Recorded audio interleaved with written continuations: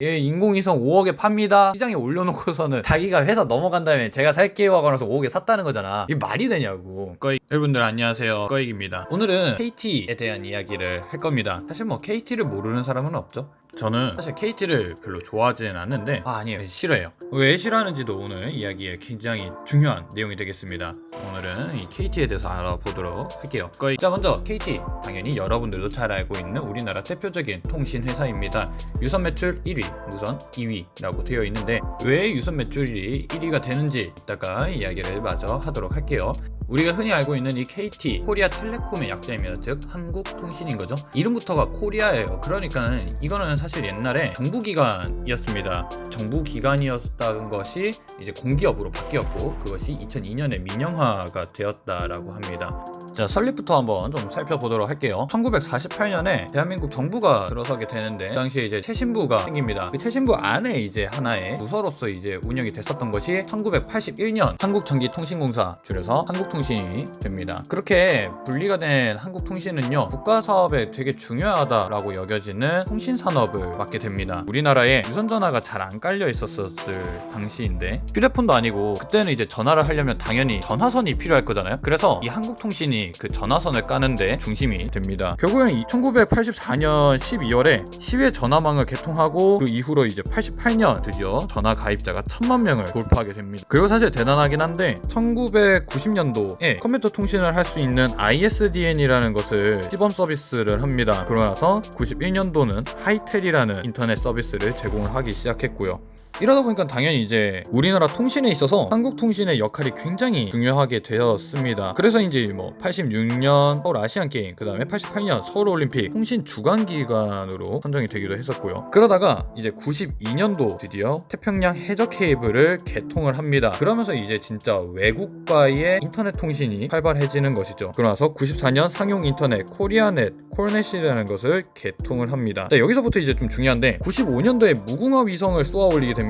드디어 우리나라도 위성통신이란 게 가능해져요. 그리고 96년 무궁화 위성 2호를 쏘아 올리면서 드디어 위성 중계를 실시하게 됩니다. 이제 좀 몸뚱이가 커지잖아요. 그러나서 98년 증권거래소까지 상장하게 됩니다. 자, 근데 한국통신이 혼자서 독점하느냐? 97년도 하나로통신이 출범을 하게 됩니다. 우리가 지금 알고 있는 SK텔레콤이 됩니다. 근데 이 하나로통신이 99년 4월 1일에 ADSL이라는 새로운 인터넷 서비스를 공급하기 시작합니다. 이 ADSL이 그 당시 얼마나 획기적이었었냐면은 8Mbps를 제공해 주는데 그 전에 한국통신이 ISDN이란 거를 시작했다라고 했잖아요. 그 ISDN의 속도가 뭐 84kbps 이 정도밖에 안 됐었던 거지. 뭐 54 막 이렇게 나왔었던 걸로 기억하는데 엄청 느려요. 말도 안 되는 거지. 거의 100배 가까이 차이가 나는 속도의 인터넷 서비스를 하나로통신이 시작을 합니다. 여기에 이제 부랴부랴 한국통신이 ISDN2를 발표합니다. 그래서 와, 진짜 엄청난 거냐? 라고 했는데 속도가 똑같아. 그러니까 사람들이 이제 뭐하는 짓이야 싶었겠지. 그러고 나서 2000년이 돼서야 ADSL을 또 시작을 합니다. 그때 이제 KT가 시작했었던 ADSL이 바로 메가패스가 되는 것이죠. 그때 아마 신화 에릭씨가 이제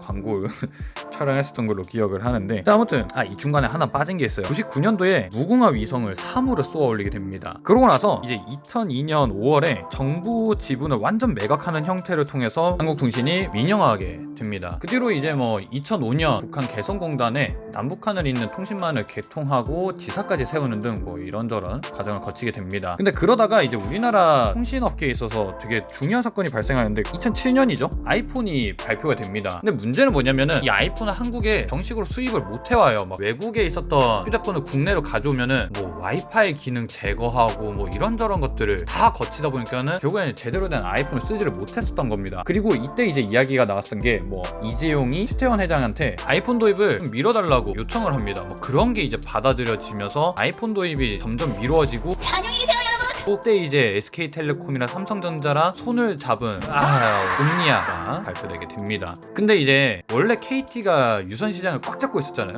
근데 무선 이동 통신 시장, 그러니까 우리 휴대폰에서는 KT가 자꾸 SK에 밀리기 시작합니다.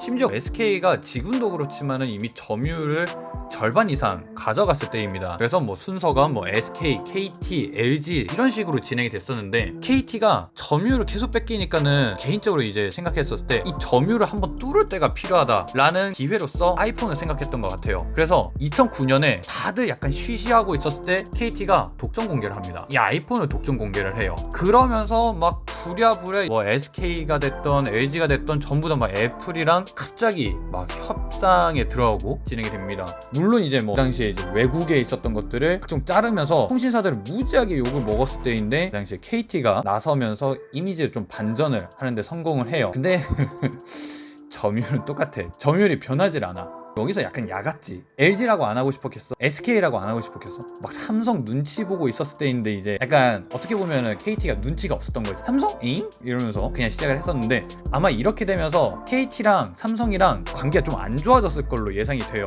나중에 이제 갤럭시가 나오면은 이 삼성전자가 SK를 얼마나 이뻐했는지 느낄 수가 있는데 그건 제가 다음에 다시 이야기를 해드리도록 할게요. 사실 이걸로 싫어한다 할 수는 없지. 근데 진짜 대박은 좀 더 내려가야 나옵니다. 이건 여기 위키에는 안 나오는데 좀 더 내려가다 보면은 쭉 내려가 봅시다. 여기 필요 없어. 여기는 나머지는 다 필요 없습니다. 쭉 내려갑시다. 아유, 엄청 많네. 자, 여기에 KT 비판으로 좀 넘어갈게요. KT를 제일 싫어하게 된 대표적인 이유가 여기에 나오게 되는데, 자, 그 중에서 여기 첫 번째 있는 KT 위성 매각 논란, 이거에 대해서 좀 할 말이 많습니다. 이거 좀 마저 들어가 보도록 할게요. 이건 진짜 할 말이 많아요. 2013년 이제 국정감사가 열리는데 그 당시에 이제 야, 너 무궁화 위성 3호 5억에 팔았다며? 라고 하는 거지. 그렇게 해서 찾아보니까는 실제로 KT가 2010년에 홍콩 ABS라고 하는 위성 업체에다가 진짜 무궁화 2호와 3호를 매각을 했었습니다. 근데 이거는 진짜 할 말이 너무 많다. 무궁화 위성 3호를 개발하는데 들어갔었던 비용이 3천억이 넘는데요. 그 3천억이 살짝 넘는데 그거를 그냥 나 수명이 다 됐다 라는 이야기를 하면서 홍콩에 있는 회사에다가 5억에 팔아버립니다. 물론 KT는 이것저것 다 합쳐서 200억 좀 더 넘게 팔았다라고 하는데 일단 위성체 자체가 5억에 팔려요. 이게 말이 안 되는 거지. 그리고 여러분 생각해봐요. 위성은 군사적으로 국가 안보에 되게 중요한 전략 물자인데 그거를 다른 국가에 넘기는데 정부의 허가가 없었다? 이건 말이 안 되는 거지. 그리고 더 놀라운 거는 사실은 이 인공위성이 언제 쏜 거예요? 민영화도 되기 전에 쏜 거잖아요. 심지어 정부에서는 관리에 대한 권한만 넘긴 것인데 이걸 KT가 그냥 팔아 넘겼다라는 것이지. 근데 더 큰 거는 인공위성을 팔아 넘기면서 궤도에 대한 점유권을 같이 양도할 수밖에 없습니다. 이 인공위성을 쏘아 올리면은 이 궤도가 정해진단 말이에요. 특히 무궁화 위성은 정지궤동 위성입니다. 이 정지궤도 위성은 딱 쏘아 올려서 위치할 수 있는 공간이 굉장히 제한적이어가지고 이 자리 싸움이 되게 심한데 사실 이거 우주 공간은 돈 주고 살 수 있는 땅의 위치가 아니잖아요. 그래서 이거는 진짜 먼저 쏜 사람이 알받게 하는 거지. 그냥 내가 먼저 놨으니까 이건 내 자리야 이렇게 쓸 수가 있는 건데 그걸 그냥 넘겨버린 거야. 그리고 더 놀라운 거는 KT가 홍콩에다가 이걸 팔았다라고 넘긴 이후에도 정부에다가는 우리 이 인공위성 쓰는데 필요한 주파수 이거 할당받아야 된다고 신청을 합니다. 심지어 그거를 실제로 할당을 받아요. 그러고 나서 ABS 측에다가 이 할당된 주파수도 같이 넘겼다라는 것이지. 물론 뭐 KT가 발표하지만은 주파수는 안 넘겼다. 말이 되냐 이렇게 이야기를 하는데 말이 안 돼요. 자, 그리고 결국에 이게 어떻게 끝나냐면은 그 당시 이제 KT 회장이었었던 이석채 회장은 무혐의로 끝납니다. 그리고 KT에는 과징금이 물려지게 되는데 그 금액이 750만 원이에요. 750억이 아니고. 나중에 이제 매각 관련돼 있었던 임원 2명에게는 벌금이 각각 2천만 원이 내려집니다. 그리고 이때 미래부가 야, 너네 그 매각한 거 무효야. 다시 원상복귀해놔 라고 명령을 하는데 사실 어떻게 그거를 한다고 해서 또 해요. 일단은 KT는 그 ABS사에다가 소송을 겁니다. 이렇게 해서 우리 매각한 거 그 유효래.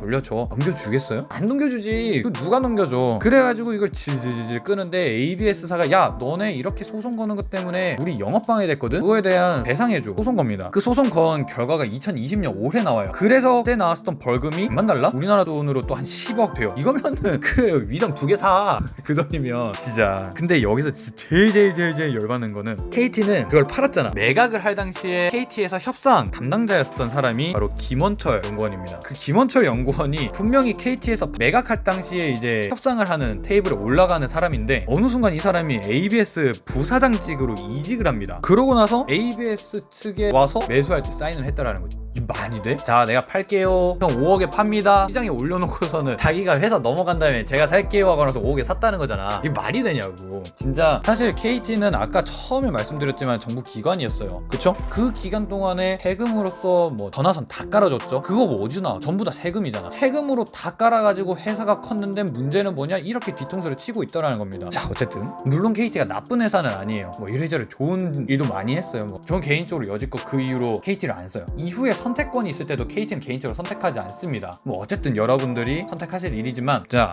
이거 말고도 뭐 개인정보 유출 사건, 이거 진짜 이것도 이야기해줘야겠다. 우리가 왜 고객이 신분증도 나와, 가입 신청서 나와, 그 다음에 뭐 고객이 언제 집에 없었네 이런 거 다 나왔다는 거야. 진짜 할 말 많기는 한데 여러분들이 나머지는 알아서 보시고, KT가 잘한 것도 분명히 있습니다. 그거는 여러분들이 각자 찾으러 가보도록 하시고, 저는 오늘 여기서 마무리하도록 하겠습니다. 이상으로 꺼이기였습니다. 안녕.